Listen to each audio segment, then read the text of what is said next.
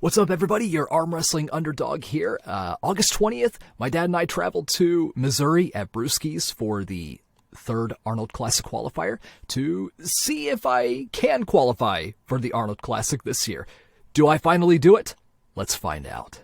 First and foremost, the following tournament footage credit goes to Brad Cook of 217 Films. He does incredibly, outstandingly amazing work, as many of us in the pulling community have seen, so please give him a follow at this link.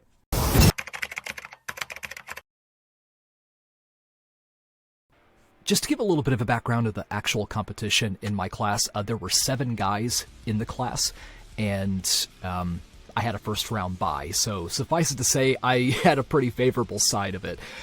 So I matched up with the other guy here, Tony Soip. Absolutely very quick, strong presser. Watch here. It was basically speed versus speed because he's also a pretty quick, stout guy. He's very, very fast for being a very stout guy.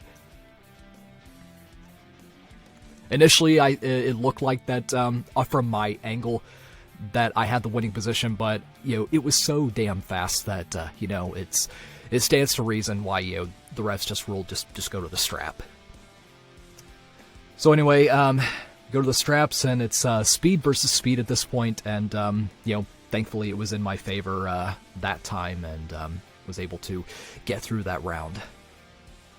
And because of that particular win, I was already in the top 4 on the A side, undefeated, with how the bracketing worked. So, worst case scenario, I was going to be in 3rd place, which also means that was enough to qualify for the Arnold. So that win alone, along with that bye, was enough to get me through.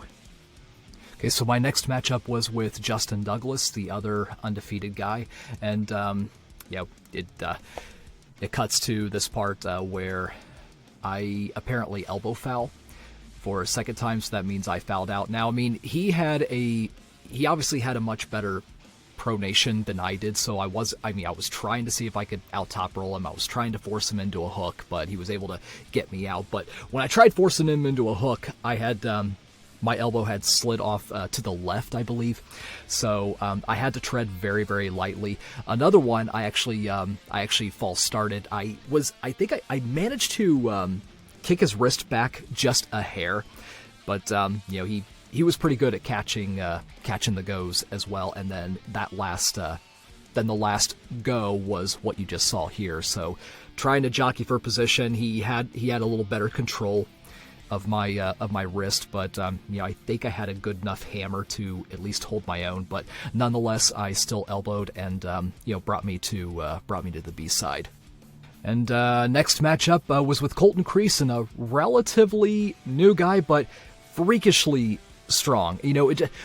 I thought that I was able to give Justin kind of a run for his money, but with this guy, regardless of what I did with our styles, I don't think there was nothing I could have done with this guy that day. He destroyed everybody except for Justin. Justin ultimately was in first, but out of all the guys that Colton beat, I gave him the best match because at least I got him past center. So we're gonna see what happens here. So I hit him straight over, hooking him in, and I hit him so hard, actually, that it forced his elbow to go off the pad, so they called the elbow foul on him. Next go, he did a lot better at locking in the elbow and the lats, and he curled my wrist so much. I mean, you could see that my hand is already facing upwards, which, it's...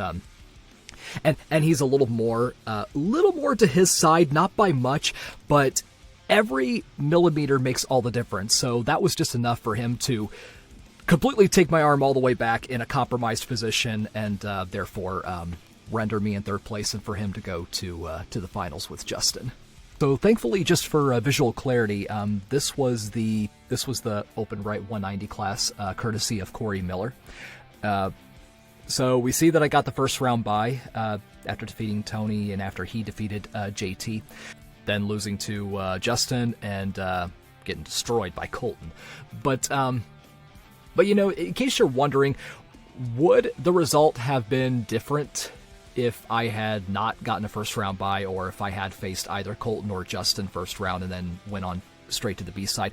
I think I placed where I was supposed to that day because, first and foremost, I defeated Tony, who defeated JT, and that would have already put me ahead of a couple of people already. I know transitive property isn't always applicable, but maybe 75-80% of the time it does.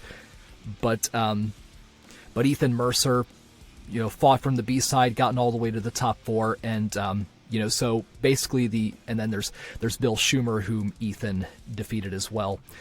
But Ethan, I am 2-0 against Ethan. So, and the last time he and I pulled was just a few months prior.